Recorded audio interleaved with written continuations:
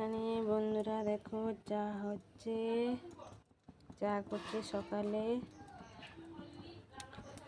আর এখানে কড়া গরম হয়ে গেছে, এখানে ডিমটা ফাটিয়ে রেখেছি। আর এখানে পাউরুটি কেটে রেখেছি, পাউরুটি ডিমের টেস্ট করবো, চা দিয়ে খাওয়া হবে।